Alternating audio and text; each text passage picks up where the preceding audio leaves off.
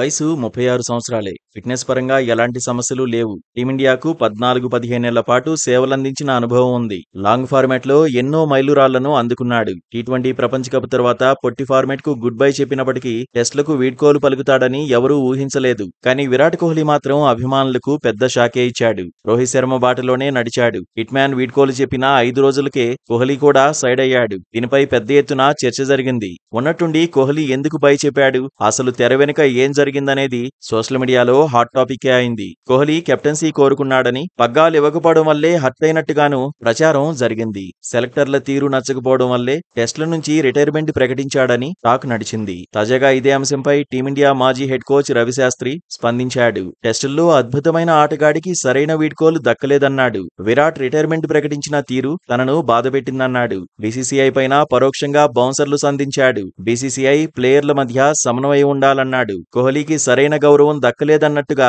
Comments చేశాడు. తాను బీసీసీఐలో ఉంటే మాత్రం విరాట్ ను మళ్లీ కెప్టెన్ గా చేసేవాడినన్నాడు. బోర్డర్ గవాస్కర్ ట్రోఫీ ముగియగానే కోహ్లీకి జట్టు పగ్గాలిచ్చేవాడినని అన్నాడు. గతంలోనూ కింగ్ రిటైర్మెంట్ పై రవిశాస్త్రి స్పందించాడు. మానసికంగా, శారీరకంగా కోహ్లీ చాలా అలసిపోయాడన్నాడు. అందుకే ఆటకు వీడ్కోలు చెప్పాడన్నాడు. ఓవరాల్ గా చూస్తే కోహ్లీ ఇంకా ఆడితే బాగుండేదని చెప్పుకొచ్చాడు.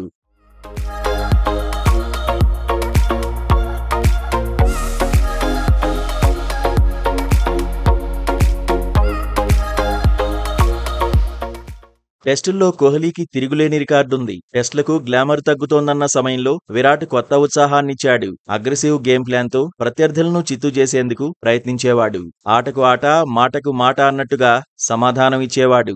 సహచర ఆటగాళ్లలో స్ఫూర్తి నింపుతూ మెరుగైన ఫలితాలు ఇచ్చేందుకు ట్రై చేసేవాడు. కెప్టెన్ గా విరాట్ సూపర్ హిట్ అయ్యాడు. భారత్ తరఫున ఓ వెలిగాడు. భారత్ నుంచి మోస్ట్ సక్సెస్ఫుల్ టెస్ట్ కెప్టెన్ గా రికార్డుల్లో నిలిచాడు. ఓ టైంలో ఫ్యాబ్ 4లోనూ టాప్ గేర్ లో వెళ్లాడు. కానీ 3-4 సంవత్సరాలుగా కోహ్లీ గ్రాఫ్ పడిపోయింది. టెస్టుల్లో అంచనాలకు తగినట్టుగా ఆడలేకపోయాడు. స్వదేశంలో న్యూజిలాండ్ తో సిరీస్ లో విఫలమయ్యాడు.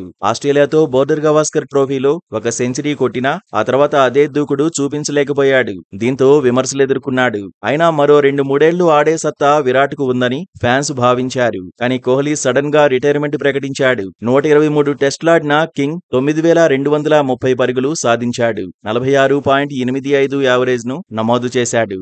లాంగ్ ఫార్మాట్ లో 30 సెంచరీలు సాధించాడు.